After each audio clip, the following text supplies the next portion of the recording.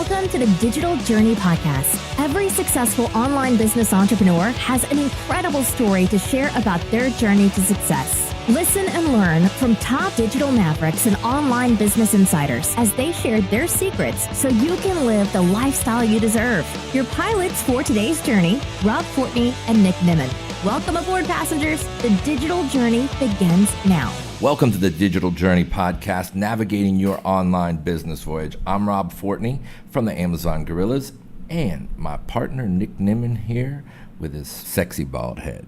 Sexy bald head. That's the first time that I've had my bald head called sexy. So we'll go ahead and mark that. We'll mark today down in history. If this is your first time listening, thanks for coming. If you're returning, nice to see you again. The Digital Journey Podcast is produced every week for your enjoyment. Feel free to add the podcast to your favorite RSS feed so you don't miss any info nuggets that may be a game changer for you and your digital business. And if you want to see the video version of this podcast, go to our website, digitaljourneypodcast.com. Our guest for today's show is Ken Roberts, and he comes from the USA. We've had a lot of guests from around the world lately. So he comes from Providence, Rhode Island, and he's a website investor and an SEO expert. And Ken's going to share with us today, listen to this, how to buy a website and double the value of it and sell it. And before we get into that, I want to let you know that the Digital Journey Podcast is brought to you by our friends at EmpireFlippers.com. Empire Flippers is the #1 curated marketplace for buying and selling established, profitable online businesses. Visit their website at EmpireFlippers.com and see what businesses are for sale. Or if you already own a business, there's a great place on their website where you can get your business evaluated and see how much it's worth. Let's get this journey started. Welcome, Ken. How are you? Doing pretty good. Welcome to Chiang Mai, Thailand. You've been here a week now. How's it going? It's incredible. I want to move here already. Well, Yeah, it's kind of the bug that seems to happen. Like, people will come and they'll, get a chance to hang out with everybody and see the environment and see the culture and all that stuff. And they're like, hey, I got to figure out how to get back here. You'll find as the amount of people that you've met this week, I mean, they're here all the time. Like, obviously the SEO conference here this week, there's a lot of people in town. But right now, people are just flying out of the woodwork. There's 10 different meetings a week and 50, 60 entrepreneurs. There's just unbelievable amount of connections that you're able to make here. So. Absolutely. I connected somebody that I'd actually been working on a website with in a coffee shop. Had no idea he was sitting next to me. Been talking hundreds of miles away Nice. the last few months. Nice. You're sitting there in a coffee shop. Hey, where are you? I'm at this coffee shop. Yeah, me too. Oh my God, is that you sitting next to me? One of the shits. Only in Chiang Mai. Nice. So one of the things we like to start with is kind of the basics, which is just tell us your backstory, like where you come from, and where you started out, what kind of jobs you had prior to this, and this is kind of the setup before you started your digital journey.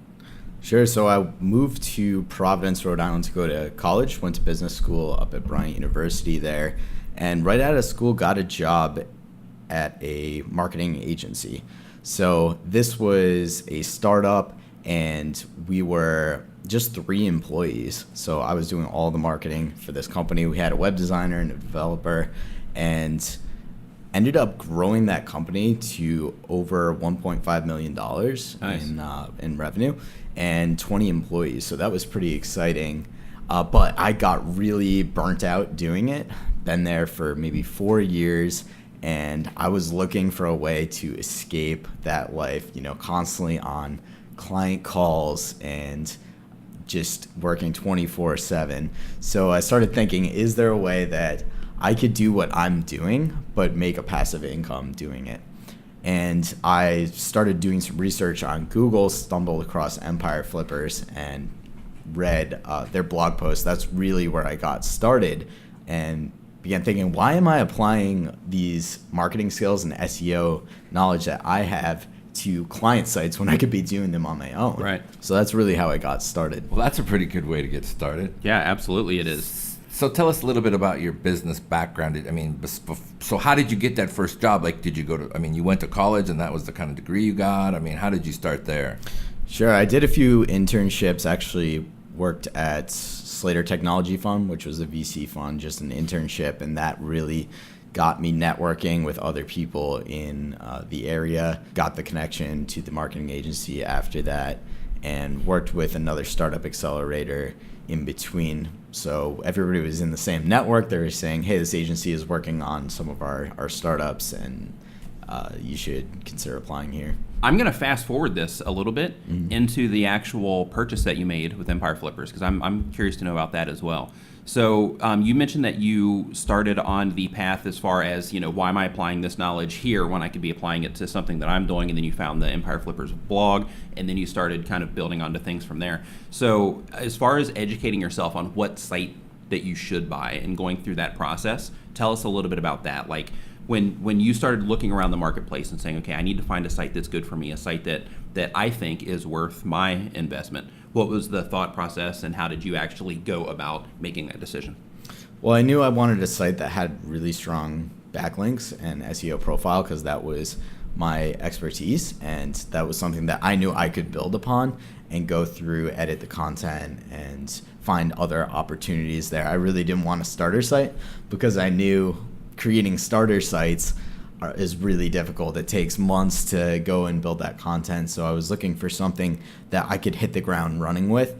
And that's why I made the decision to go to Empire and find something that would be already a bit established. I knew I wanted it to be making some money already. I wanted it to have some traffic. So that's really what I was looking for. The particular site that I found was in the design niche, which was perfect because I had done some website design before. I knew the industry, and that was a great fit for me. I'm a little hesitant about going into something that I don't know about, but what I've discovered talking to other people, it's really not a problem, because if you're not the expert, you can find somebody that's the expert. And now that I've done it once in something I'm familiar with, I'm being a bit more adventurous and looking into other niches as well. How exciting is that? When you decided, hey, I'm going to get this design site, so the actual process itself, so you went to the Empire Flippers blog, and then you started looking around their marketplace. Like, when you were looking around their marketplace, was there anything that you had to do in order to actually get access to where you could see, where their backlinks were coming from, and you could see all of that stuff? Like, what was that process like for people that have never been through the process of buying a website?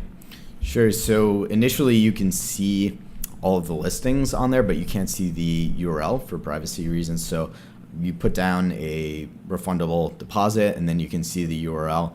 And I actually found the site fairly quickly. I didn't have to spend too much time searching, so I think I was pretty fortunate in that sense. And I was looking at sites for maybe a month before I found this one.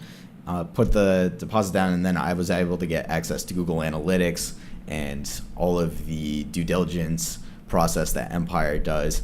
So that let me see a report of where the income was coming from and analytics, so I could really dig in and see, oh, this page is getting a lot of visitors. Maybe we can monetize it by adding an affiliate program or adding a product to this page, and then really digging into the opportunities on that site. So I didn't want to just find a site that was making a bunch of money passively. There had to be some opportunities for me to grow it. Sure. Yeah. What is it that made you the most comfortable about getting a site through Empire Flippers, or getting that particular site that you ended up getting? What was it that made you say, you know what, this is it, I'm comfortable enough? Because how much did you pay for the site? So it was $9,000. Okay, so you put out $9,000. Mm-hmm. So that's a decent investment on a digital property. Yeah. What was it that made you comfortable enough to actually be willing to invest that kind of money into the site?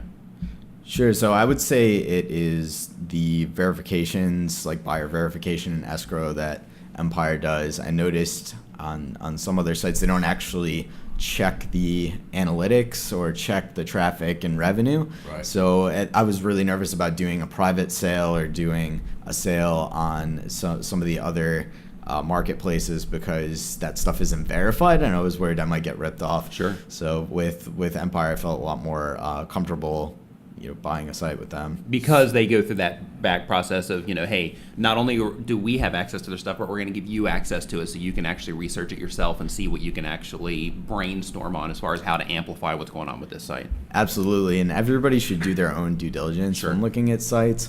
So I did a lot of due diligence on the site before buying it, and for those not familiar, that's going through and verifying that the traffic is real and the owner is real, checking that everything adds up. And it's kind of like a mystery. So you're a detective and you're looking to see if there's any clues that might be provided where you can grow the website, or clues where something just doesn't add up there. And what I've found is just working with Empire, there was a huge time saver for me when they've already asked most of the initial questions that I would ask. They've already checked the analytics, so I could really dig in to a more granular level, and it was a big time saver. Nice. So what kind of money? So he's paid $9,000, and how did you feel like that was the value of it? Like, what did you do? I mean, they put a price on it, but how did you come up with your value and be able to apply, okay, that's worth $9,000 to me. So what was the monthly revenue, and how did you come up with that valuation yourself? So for the valuation, I looked at what the opportunities were in Google Analytics and said, okay, this page is getting 10,000 visitors. There's no monetization on it. And then I would do some research and say, okay, what if we just put simple ads on this page? How much would we make from those ads? And that's all public data. So you can see, okay, I would get 2 cents a click from these ads, and this is how many people usually click on it. But then is there an even better way that we can monetize that page? Can we put an affiliate and get a commission from that, send people to somebody else that has a product, or can we even offer our own product on that site? So, really looking at the opportunity there and how much upside. I made a little spreadsheet so I could calculate how much I thought the potential of the site was to earn, and I really think that's the best way to do it is data driven, because numbers don't lie. Numbers don't lie. Yeah. And I don't know about that. well, real numbers don't lie. Yeah. Yeah, and I loved how it was based on revenue. It's not like these crazy domain sales you see where I think my domain's worth $1 million, and there's no evidence to back that up. So that was something that really determined what the price was, is how much is it making, what's the potential for it to make. So how much was it making when you purchased it? I think it was making $300 or $400 a month. Right. And that was really only coming from sponsored posts and advertisements. And that was a big opportunity I saw, was I can add more methods of monetization there. I can add affiliates, I can change the ad networks and test different ones. The owner had never tested different ad networks. And I was really looking for product market fits. I put myself in the shoes of a designer, and I said, like, as a designer, as an agency, what do I need? I need, Photoshop to run my business. I need stock photos. I need various software. So those were things that were missing on the site, and you could see other people in the ads selling these things. So, why not offer those directly to the customer? Right. So. At this point, even the bottom line, I think one of the things that, let's assume you didn't improve it, right? Let's assume you kept maintaining it. You're still talking about getting your money out in 2 years. Yeah, exactly, because the multiples are increasing. Right, and so they keep getting more, but you're starting out with an investment that you get all your money back in 2 years. Okay, there's nothing on the planet that's going to double all your money back and then be 100% liquid after 2 years. And that's if you do nothing. If you never improve it, you never do anything. Now, obviously, you couldn't do nothing to maintain it. But my point would be is you create up other ways. If you just kept rolling down that field and just kept your SEO up and done it, you would still get your money back out regardless. Yeah, I think if I did nothing, it was still going to have a 20 or 30% return annually. Right. Before taxes and stuff. So I was looking at the alternatives. I'm like, ooh, I could put money in the stock market, which was like flat that year. Right. The year I bought it was 2 years ago, so it was zero growth. And even now, it's like doing 10, 20%. So I was like, wow, this is something where I have control over it, and that was big for me as an entrepreneur, was being able to affect what the revenue is. And if I did want to make the decision to sell it, I could.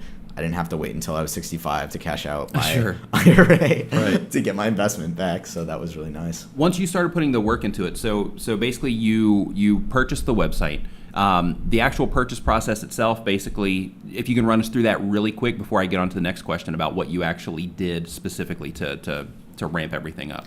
So if you can run us through the actual purchase process, how that went down. Yeah, so I put my deposit down, I checked out the information, and then asked a few questions to the owner. It was mainly about how are you monetizing, how much content are you publishing, things like that. And then after I knew I wanted to buy it, I put an offer in. I went a little bit lower, but they ended up asking for the full price. I was happy to pay it because I knew it was undervalued anyway.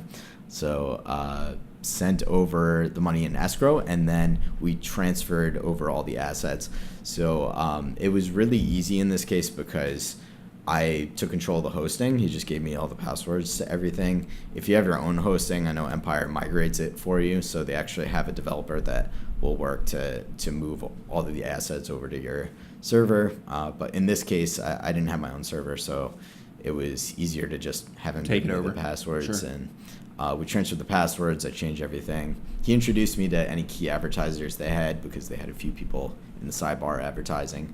And then after everything was transferred, I just sent Empire an email and let them know everything was good and I was receiving the revenue in my bank account, and they released the payment from escrow to the seller.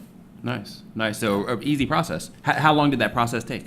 It was actually less than a week. Nice. So I was surprised how fast it was, just because dealing with clients launching new sites, it had taken months sometimes to do that. But when it's just you and a seller with somebody really helping that conversation move along, that process goes much faster. Nice. So once you got the site in your hands, you got it under your control, Yeah. then you started applying, you started looking for different ways to monetize it and things like that. How fast were you able to, let's say, double the monthly income on it? So initially it was going kind of slow when I first got it because I was busy, not really working that much on it. And Did you start to worry I at all? did start to worry a little bit. I was like, oh man, but then I look back, I'm like, okay, I haven't really put that much effort into it. I've just been kind of sitting there holding it. So I said, I'm going to take a serious look at the competitors and do all the things that I found in the initial due diligence. Right. And start testing those items. So I think we really hit an inflection point when we added more methods of monetization and started publishing more content. That was the two levers that really pulled to increase the revenue.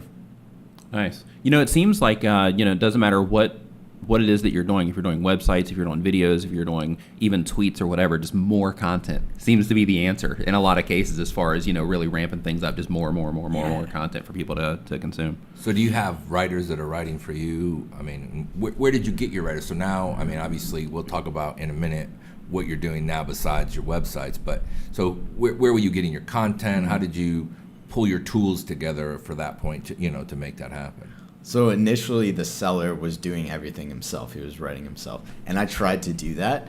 Huge mistake, because that's why I didn't see any growth in the first 6 months, as I wasn't outsourcing anything. And I'm a very slow writer. So it was taking forever to write these articles. And also just the format of the articles wasn't really driving any traffic. They looked nice, but it wasn't actually getting visitors. So I went to Upwork.com and hired some writers on there, and what I found was design students and people that really wanted to get into the industry, but they weren't necessarily experienced writers were perfect for this, because with design, it's very visual, and if they had a good portfolio, then that was something that they could share. So I like doing logo roundups and tutorials. That was really capitalizing on what those students were learning in design.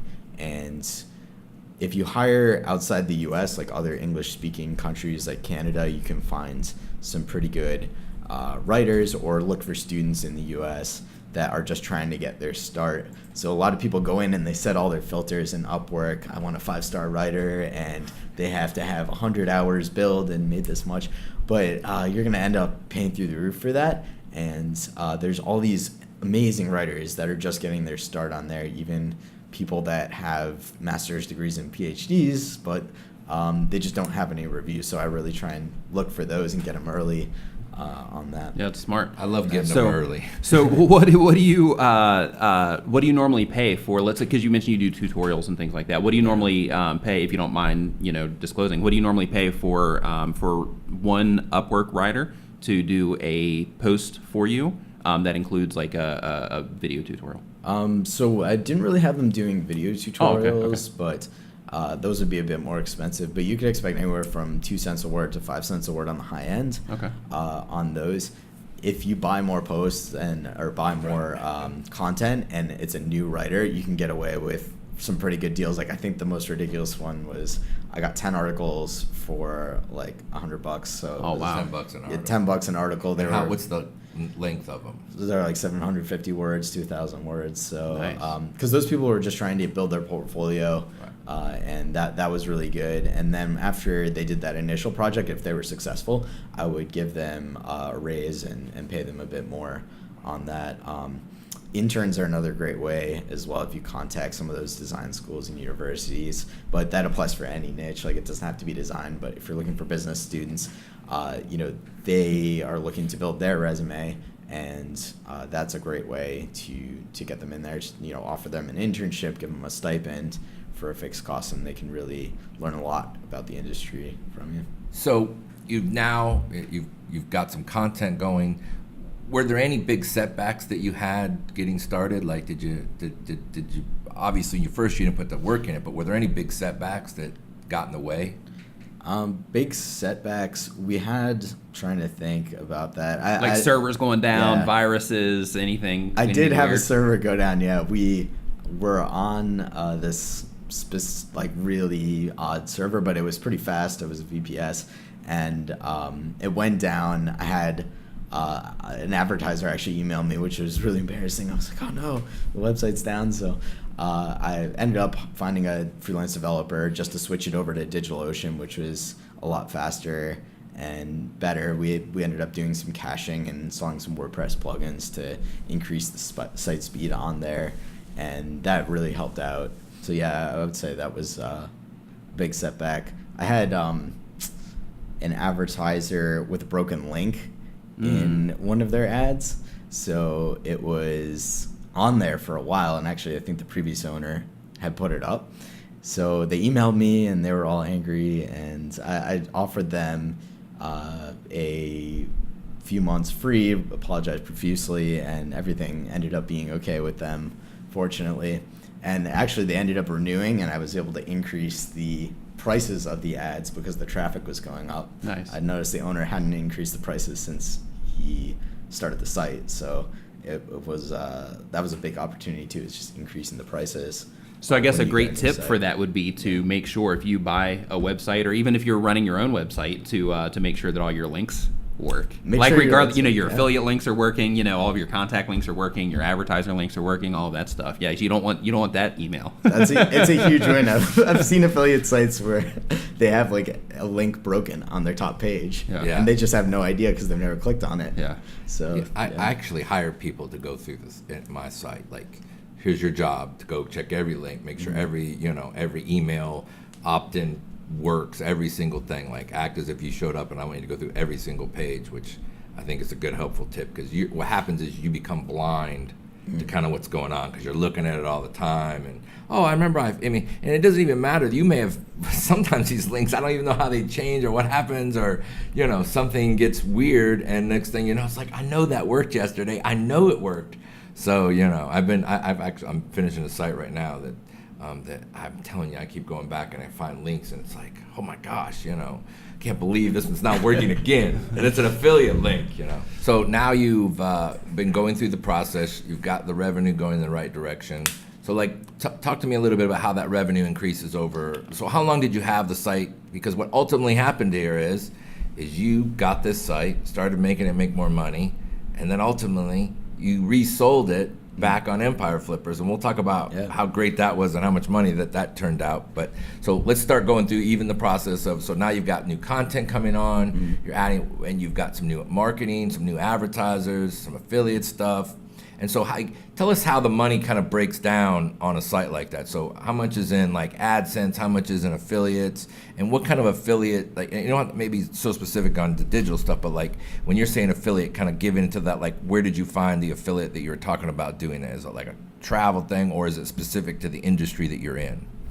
Sure. So the revenue breakdown was 50% advertisers and sponsored posts, and a sponsored post is essentially when you create a post for a company, and maybe it's helpful, informational, but it might talk about the company in there, link to the company that has another helpful blog post on their website. So we Which then also gives you a backlink as well. Yeah, it gives you a backlink, and it really was something where we weren't going to accept just straight up advertisements because we knew our users wouldn't like that, but it was more helpful tutorials. Like if somebody wanted to teach you how to create a logo for your travel business, then that was a post where we would let them publish, and they could mention themselves in the article and link back. So they would pay us between $100 and $200 for one of those, and that was where 50% of the revenue was coming from. Occasionally they'd buy a banner ad or something, but really the money was in the sponsored post, not the banner ads. Right.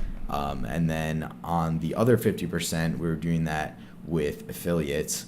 So affiliates is a great model there, because every time somebody clicked that link and signed up for the product, we would get a commission.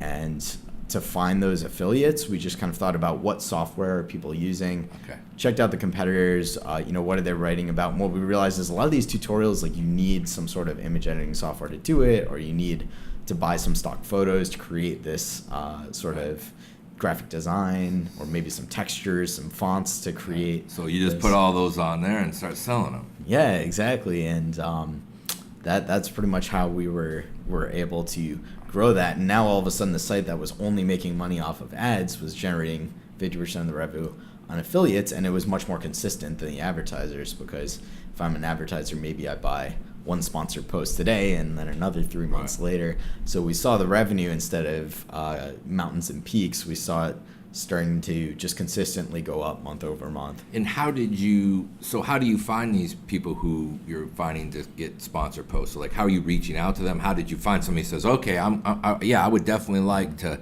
put $100 into you making a post for me? How did you find those guys? A lot of them were actually inbound, because we had a page on our website that said "Write for us." So that's an easy way to get free content. You're asking, how do I get content? So that's one way, besides paying for it on Upwork. But just put up a page, "Write for us," and then you'll get people actually contacting you and doing searches. Write for us design blogs to write for, and a lot of those are actually agencies and businesses that are looking to write for blogs. So if we knew that they were just a student, we would let them write without charging. But if we knew they were a business and they were going to make a profit off of this post, then we would charge them for that. You've got it monetized. You see the income rising. How long did you hold on to the site? So we held on for 1.5 years because we wanted to show what the revenue looked like the year before and the increase in that. And also that's something that shows we had some history with the site and it was earning consistently. So where did you end up, like your earnings wise? So you work on it over the first, let's say 6 months. So where are you at month 6 after owning the site? So you start out about $300, $400, $500 a month. Where are you at month 6? It's funny because month 6 we were probably the same as when we bought it, and then I mean, we talk about hurdles. I mean, to me, going in, you've been working on a site for 6 months and doing it, and the money still stays the same. That's a whole lot of money for I was return. nervous, but it was 100% my fault for not hustling on day one. Oh, so you held on to it for 6 months and just didn't hustle. Much, yeah. Now I was like, hey, this is pretty cool. I'm getting so paid what did every you month. do? What did you do? Like, meaning, so you just basically let it just kind of roll for that 6 months. Yeah. So once you started applying different tactics to it, how long did it take you to start? Let's say to double your income. Sure. So at month 6, actually the traffic was going down, and then we switched the content strategy and we said we're going to add some more advertisers, more affiliates on there, and try some different things out. Start experimenting with that. So we started seeing the traffic increase. I think it was going up about 3 to 5% every month after publishing more of this helpful long form content, publishing more of these logo roundups and design examples that really helped out on the site. So with SEO in general, you're going to see the content go, it can take 2 to 3 months. if you're a brand new site. This site happened to have a lot of authority already, so I would see content ranking as quick as a week later. Oh, nice. Which was really, really cool. So you've held on to it. You've raised the money up. You hold on to it for a year and a half. Is that what you said? Mm-hmm. And then what happens? So you're like, okay, we've held on to it. The revenue's up. Now let's sell it. So let's walk back through the process. Now you being on the other side, which is you go back to Empire Flippers. You're like, hey, I've got a site. Here's the income. I want to sell it. So let's start out right there. So you make a contact back to Empire Flippers and you say, I want to sell my site. So what's the first thing that happens when that goes down? So there's a free website valuation tool, and I put it through that to see what it was being evaluated on. And actually, I probably put it through 6 months before I even sold it, so I could kind of figure out what were the biggest levers I could pull to increase the price there. And some things that we found were making sure that you aren't spending on any unnecessary software. We had a bunch of plugins that I realized weren't doing anything for us, so we cut those expenses on there. And just checking to make sure that everything is SOP'd. It's as easy as possible for the next seller to take over, because we had added more monetization. We had more processes and content ordering processes.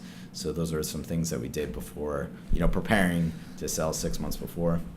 So now you've so you put it in the thing. It says, well, this is. I mean, that's a smart idea to kind of go, okay, what is the process? I mean, you also had an advantage of you went in evaluating the process, so you had a lot of that inside of you just because you went and looked at the site to begin with and said, oh, this is how I can do it. So now, okay, you've put your site up for sale. They say, okay, great, you put the site up for sale. How did you come up with your valuation of where you were at then? So for that, I believe they took the last trailing 10 months, because that's when we started adding the affiliates and additional monetization.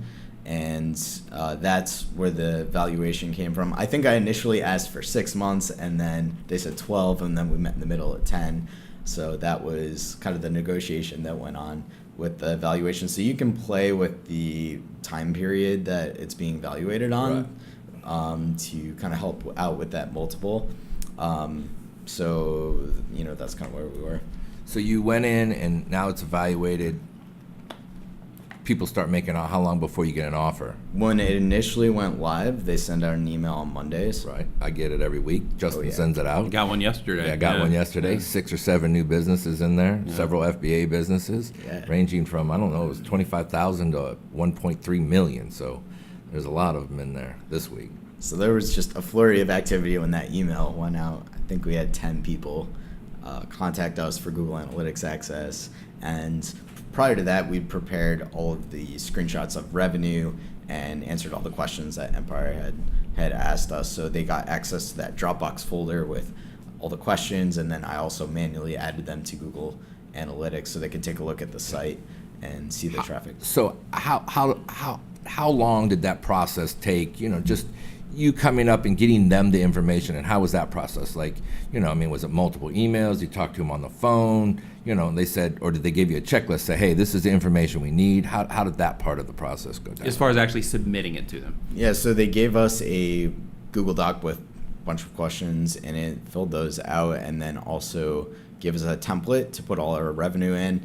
Luckily, I had to ask them 6 months prior what template they were using so that I could be tracking my revenue like that every month in the format they wanted, because I've found it's going to be a big to-do going back and trying to figure out what was I making February 14th in 2016. So that just really helped out, already having that template prepared. I definitely recommend contacting them prior if you are thinking of selling, so that you can get all the ducks in a row beforehand. It made it really quick for us to add people and get on the newsletter for that. The valuation could have been even faster if I had taken all the screenshots of income and revenue before, but it took me a little while to do that. So if I had done that prior, we would have gone even faster. I think the total time was 3 weeks before we were actually live and on the email. That's pretty fast. Yeah, really fast. I mean, you had a lot of preparation, of course, but that part of the process was really fast. Yeah, that's cool. And it's funny, if you've ever sold a business with physical assets, it can take 6 months to years to sell that. So 3 weeks, you're kind of thinking in this digital world, I want it now, but that's actually really fast for selling a business. It's incredibly fast. Yeah.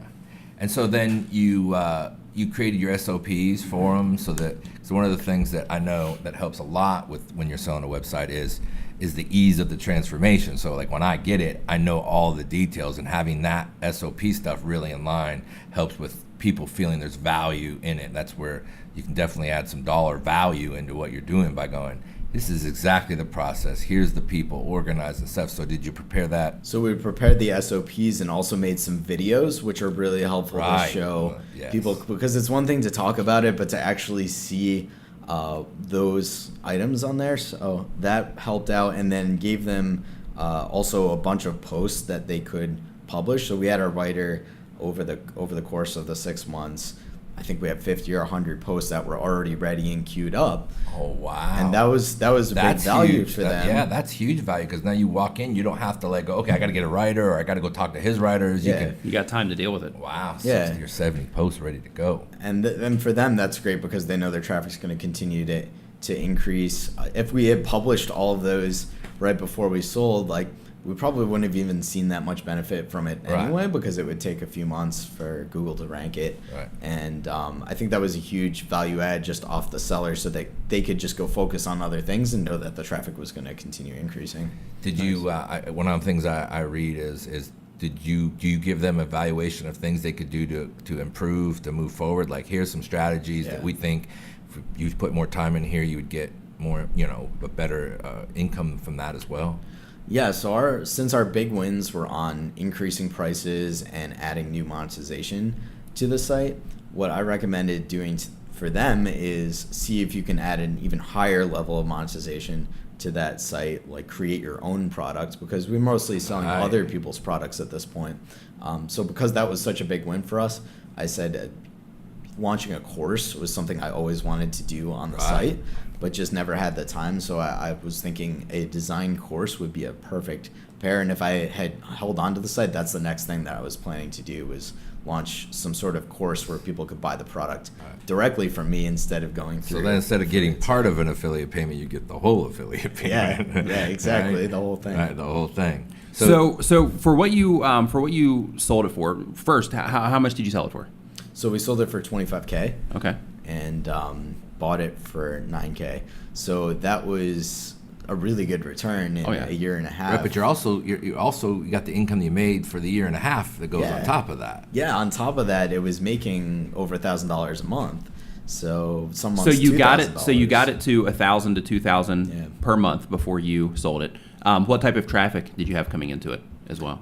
Because I know, it all comes down to income, but as far as the actual traffic that you were able to convert into $1,000 to $2,000 a month, what type of traffic were you getting? Sure. When we bought it, it was doing 12,000, and then after that, I believe sold it at 35,000 visitors a month. So it was growing pretty quickly. But like I said, the first 6 months, nothing happened, and then after that, changed the content strategy, started outsourcing the content, and saw a huge improvement there. So that's a quick win. So once you did that, so we'll take the first 6 months out. So we're when you started, how quickly did you see? So it's still doing its 400. Yeah. When did you get to 600? How long did that take? To get to 600, that probably happened month 7 or 8, and that was just from testing the prices. So that's 2 months after you really started. So if you started day one, we're talking about 60, 90 days for you to get almost double where you're at, but in 60 or 90 days.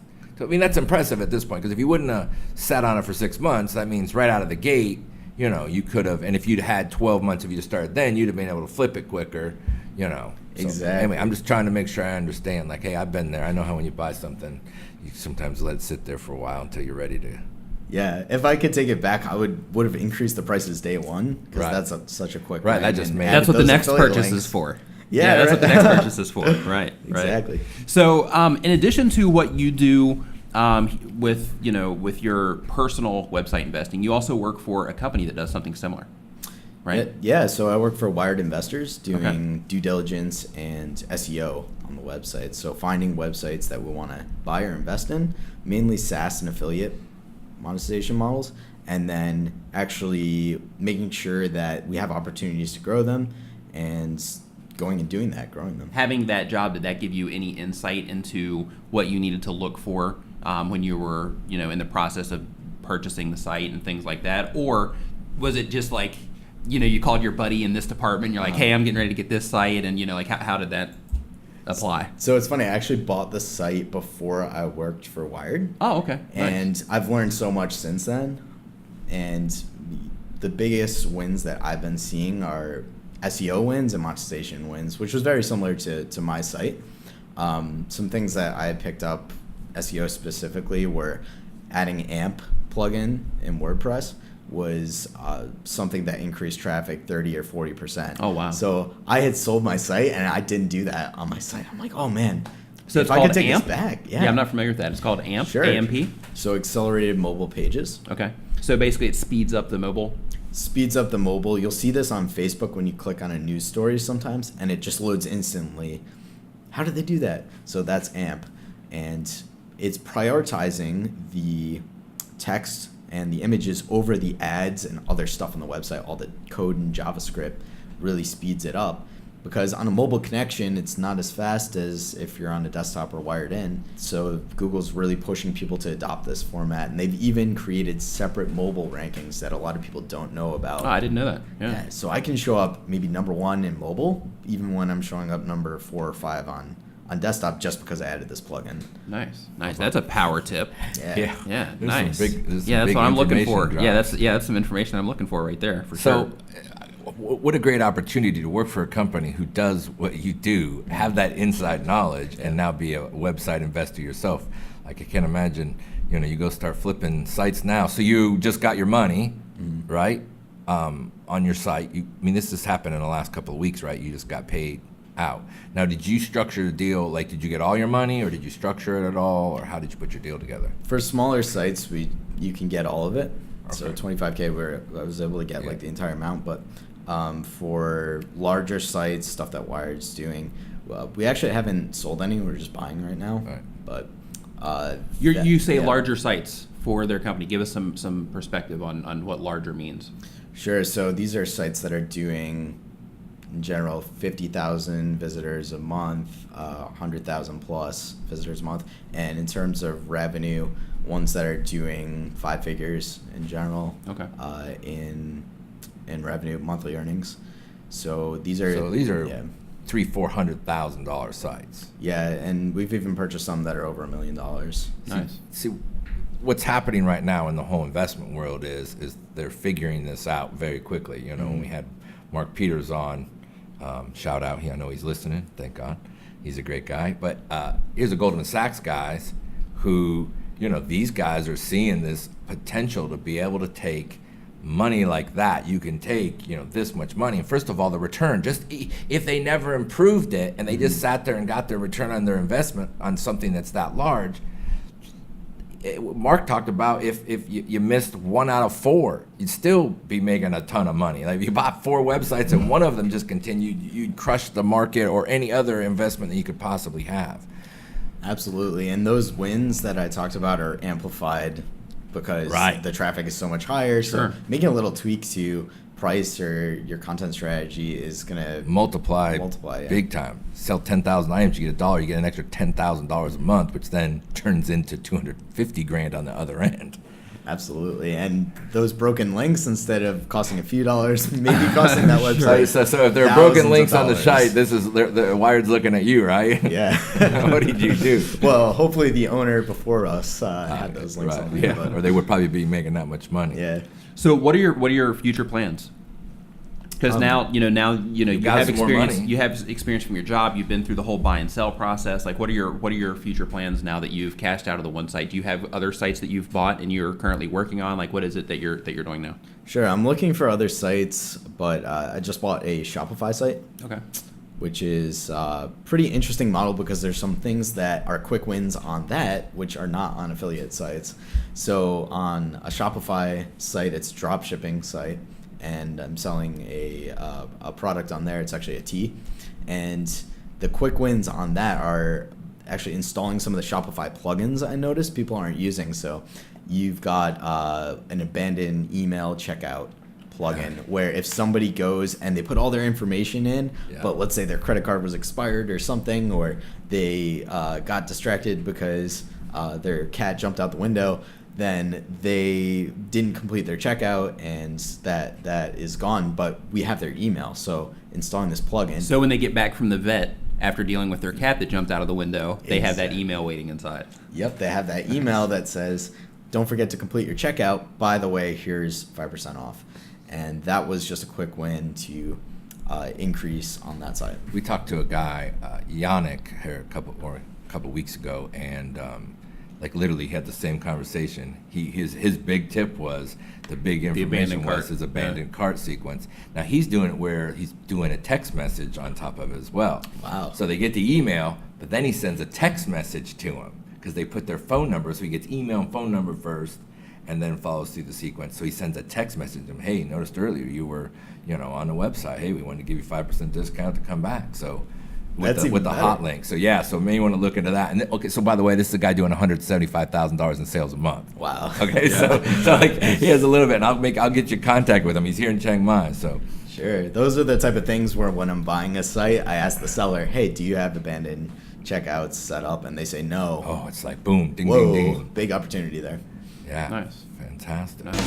Every online entrepreneur has digital tools that contribute to their success. What's in your digital toolbox? Each and every show we have a little segment where we try to find out the tools that digital entrepreneurs use. So what we want you to do is share with us what's in your digital toolbox, as far as maybe blogs you even listen to. More plugins, like you mentioned. Yeah. Yes. Plugins, software, even stuff you maybe use to keep track and organize things, and then any inspirational things that you might use to kind of keep your head straight. Man, I have so many tools. Probably Lay 'em on more us. Lay them on us. We're ready. We got some time. This is a great Yeah. segment, so go ahead. Yeah, sure. So as an SEO, number one is going to be Ahrefs. That's a tool that allows you to check the backlinks of websites and do keyword research. So that's really helpful in terms of finding any quick wins. Oh, I'm ranking for this keyword in position number 8, and the title tag doesn't even have the keyword in it. That's a quick win for me to go in and update there. So Ahrefs is helpful. They have a little tool inside Ahrefs that's like a competitor content gap comparison. So I love using that inside there to see what are my competitors writing about, and it will actually check your site versus your competitors, give you all the things that they're writing about that you're not, Oh, nice. different keywords they're ranking for, and then you can use that. And I've been using that more than the traditional model of I'm going to guess a keyword and put it in. So that's one tool that I like using. You have to have Yoast obviously on your website for SEO purposes. I've got a new tool called SEOjet that I've been testing out. So that one is interesting because it lets you change the anchor text and check what is the most competitive anchor text on there for that SERP. So every search engine result has different ideal amounts of anchor text that you're going to use. How many times you mention the keyword, how many times you mention the brand. That's going to do all the hard work for you, and figure that out. Hotjar is great too for heat maps. Heat maps and conversion optimization on there. So I really like using them to get a little bit more information about why people are maybe leaving the page or not buying. You can put up a little pop-up when they leave that just says, hey, why are you leaving? And get some more information in there. It might be, hey, your link's broken, and you're like, wow, that is why people are leaving. So that's a really good one too. WordPress plugins. I'm using the yet another related posts plugin on WordPress for SEO. So that adds more posts in your category, and it makes it more relevant for Google to rank. So let's say I have a post about how to prevent your cat from jumping out the window, then it's going to show a post about maybe the best cat food on there. So related posts, something that somebody can click on, that's going to lower your bounce rate and make the content more relevant for you to rank. Project management, I love Trello. So Trello is kind of like a digital sticky note board. You can just put the different tasks in there and rearrange them as you're working through. And I love Google Spreadsheets. I know it's kind of a lame answer, but there are no lame answers. It's whatever works for each of us, you know. Yeah, I mean, Google Spreadsheets is pretty amazing because you can just give it to any VA, any content writer, and they know how to use it. They don't have to learn some new tool and register for new accounts. Because Excel wants $10 a month now or something like. Is it? Oh yeah, like Microsoft is like now they're on them. You got to sign up for a monthly process. So yeah, Google. I use Google Sheets all the time. So Okay. Yeah. What else you got? What else I got? Okay, so for sites where I'm doing lead capture, Thrive is amazing because you can buy at one time. You don't have to pay like a monthly subscription on there. They've got so many different tools for that one-time purchase. You can have abandoned pop-ups. You can have pop-ups that display on certain pages. You can really tweak and edit how things are going to display there. And I've doubled or tripled leads by just using Thrive pop-ups. They have like Thrive Cart and Thrive Pages and all that. They have a lot of tools. Yeah. Mostly talking about Thrive leads Okay. specifically, so then you can get your pop-up on there to get more emails. And they're compatible with the new Google update as well, so you can have pop-ups that aren't going to get you penalized or anything. Google recently released something about intrusive pop-ups in February, so they don't want things on mobile that are going to take up the entire page. So that alone is a great tip. Yeah. For people that don't know that. Excellent tip. I didn't know that one either. You're giving me all kinds of knowledge in this one. This is great. So those are your software tools. Who do you follow online? Who's the guys that you look to who are leaders in the industry that you go? Obviously, you came to the SEO conference, so I know that the guy who makes Ahrefs, he was there and he spoke. So what other guys do you kind of follow and that give you information, keep you on target? Sure, I love Brian Dean's blog is great for SEO. Neil Patel for marketing in general. I read for website investing specifically and buying. Empire's blog is great. Wired Investors blog, we write about doing due diligence on there as well when you're buying a site from one of those marketplaces, like what to look for, quick wins. Those are the main ones that I'm really excited about when I get Do you listen to podcasts? I do listen to podcasts, but I try to listen to more stuff about news and health than business ones. Do you listen to Joe Rogan by any chance? Because it seems like everybody seems to listen to Joe Rogan. His episodes are so long, though. You can't. Like, the only thing I do is put them up on and just let them play in the background as I'm working. So it's like my side entertainment. Yeah. Generally, I'll read blog posts, and then if there's a cool podcast, I'll check it out. Right. But the problem is I'm subscribed to so many, like some people are just getting like a ton. So, Authority Hacker has a good one too. So if you're building affiliate sites, they're a great source to learn more about those. Any inspirational people you read or anything like that? I think like a lot of us read Tim Ferris, and that got me started on this whole journey.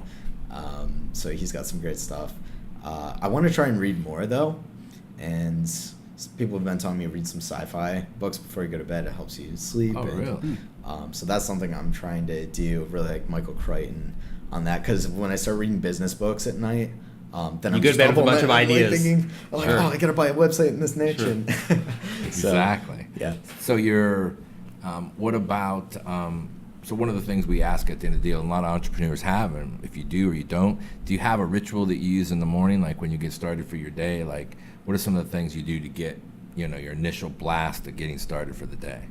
Sure. So this might be kind of uncommon, but I do intermittent fasting. I don't eat breakfast in the morning. Right. So that means from like 8 p.m. till 12, usually I don't have anything to eat. And actually that really helped me concentrate more, because I found after eating breakfast, I just had a big sugar crash and I was sleepy and not productive for the rest of the day. So skipping that really helped. I would sometimes I'll do meditation with Headspace, but generally try to do like 30-day challenges and do something in the morning. So I'll meditate for 30 days, or I'll do intermittent fasting for 30 days and just see what's most See if it effective. sticks or Yeah, not that's after cool. the 30 days. If it had enough benefit that you continue. What's your biggest transition from a 30-day challenge, or your biggest win from a 30-day challenge? Definitely intermittent fasting. Okay. But I'm looking for new ones. So if you guys have any ideas, I'd love to test them out. I'm not blogging about them or anything. It's just doing them. just doing them. Yeah, and that's seeing cool. What it is. That's cool. Yeah. So if people want to find out more about you, they want to get in contact with you, they want to talk to you about maybe your process of buying or selling a website, or just just say, hey, how do people get in touch with you or find out more about you? Sure. So you can shoot me an email, ken@wiredinvestors.com. Okay. Also my personal site, which I'm going to try and put up this week, mrinbound.com. Okay. So that's another way to contact me. And yeah, I'm not super active on Twitter or anything else, to be honest. Usually I meet people, they just add me on Facebook or send me an email. Okay. That's fine. Yeah, sounds good. Yeah. Thanks for coming and hanging out with us, Ken. We appreciate your time and all the amazing information you shared today. You've been listening to the Digital Journey Podcast, navigating through your online business voyage. We'll see you next week. And if you've not listened to our previous episodes, you can find them at our website at digitaljourneypodcast.com. We also want to encourage you to give us some feedback, so leave a review or send us a message. And if you have a great story that you want to share, you can reach out to Rob at gorillasonline.com, or you can reach me at nicknimmin.com. And if you're interested in searching for an online business or selling your business, make sure to check out empireflippers.com. Opportunity is waiting for you at empireflippers.com. All right, guys, thanks for sharing your digital journey one more time, Ken. I wish you tons and tons of success in the future. We hope you enjoyed this podcast and it has inspired you. Before we go, I'm going to share some wise words from some other smart entrepreneurs. And this is from Tony Robbins. People who succeed have momentum. The more they succeed, the more they want to succeed, and the more they find a way to succeed. Similarly, when someone is failing, the tendency is to get on a downward spiral that can even become a self-fulfilling prophecy. Boom. Boom. Good, Tony. See you next time. Thanks for watching, or thanks for listening. You're listening to the Digital Journey Podcast. The Digital Journey is brought to you by Empire Flippers, the largest marketplace for selling and purchasing online businesses. EmpireFlippers.com.